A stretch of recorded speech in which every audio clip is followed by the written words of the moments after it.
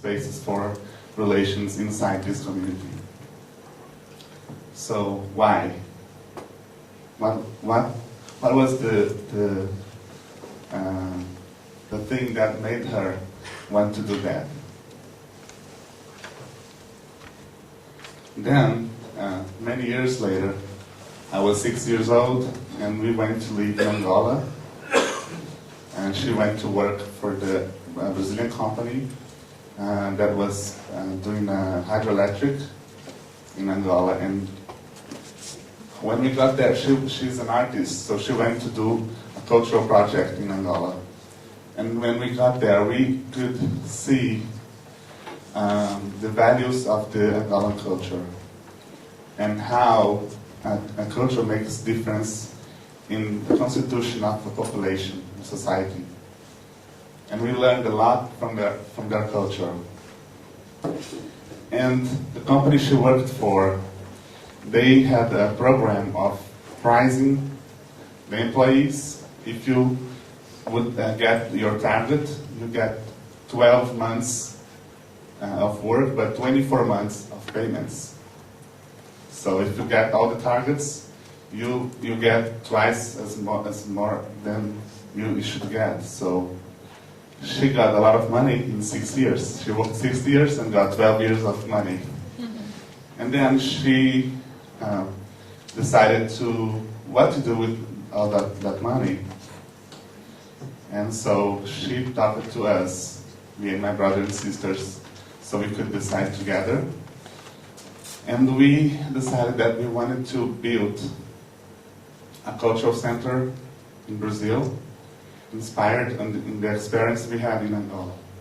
So we built this building, and in front of it we have a favela. So the question is, if this is mainly the responsibility of the authorities, the government, why should the family do that?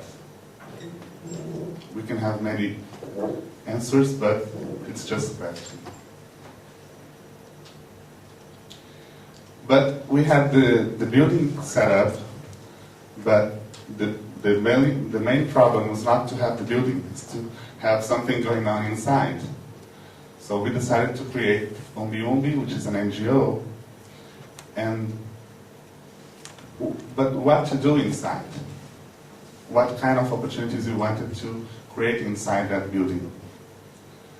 So we decided to create an organization to form children, adolescents, and youth to be sensitive, creative, and solidary. We understand that this is what made difference in Maria Lily's story. So we wanted them to also have the opportunity to be creative, to be sensitive, to be solidary. So they could value the cultural diversity which we have in Brazil as a country, but also inside their communities. They have very diverse culture and have a critical perception of the world, so they can contribute to build themselves and their community. They can do transformations and change in their lives and their community. So how do we educate children and youth? We develop 3 ways of action: education through arts, through media analysis and production, and through health. And we have many different activities. As you saw in the video, we have music, percussive music, singing, dancing, design, and all of that. In media, they produce, they make radio programs and newspapers, blogs, and all of that. And health, we have work with mouth health, sexuality, nutrition, entertainment, and all of that. But what's behind our work? It's a notion of education for human development, and not for only to teach people how to work, or not only to help them to get inside a university, as many schools do in Brazil, but what we want is to help them to develop themselves. And we believe that every children, doesn't matter if it's in Brazil or in China or in Amsterdam, doesn't matter if it's man or woman, doesn't matter if it's black or white, everyone has a potential, which is that we all can develop ourselves. But it depends the opportunities we have and the choices we make. So the children in the favelas, they also have the potential to become whatever they want, if they have good opportunities and if they know how to make good choices. So we want to be a great opportunity for them, and we want to help them to make choices of value, to understand what are their values so they can make good choices for them. We don't want to teach them what choices to make, but to understand what is valuable for them so they can choose better.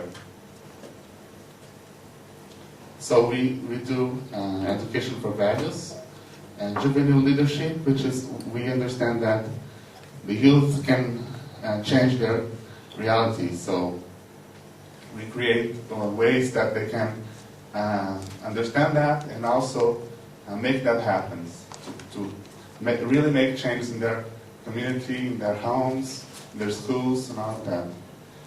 And also understand how our work can help them to improve the opportunities for work, which is a very strong problem in Brazil.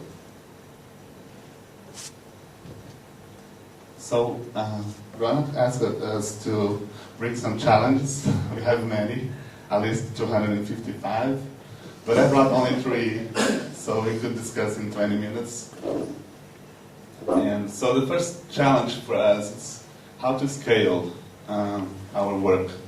We have a 50 youth group inside Humbi who goes there every day to have all those activities. But we have a very large country, and the education in Brazil is a great challenge.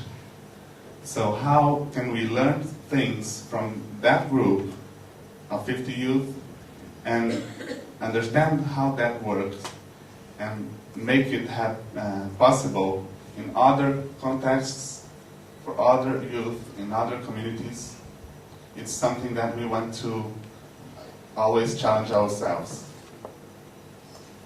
The second one is the youth and the work. Many of the youth, most of them, their families have 150 euros per month to live with for 4, 5, 6 people. So when they get 14, 16 years old, the family expects them to go to work, to earn money. But in this age, it's important for them to be in schools, to be in the project. So how can we deal with it? Because their families are expecting them to go to work, and they want, and it's important for them to be participating on the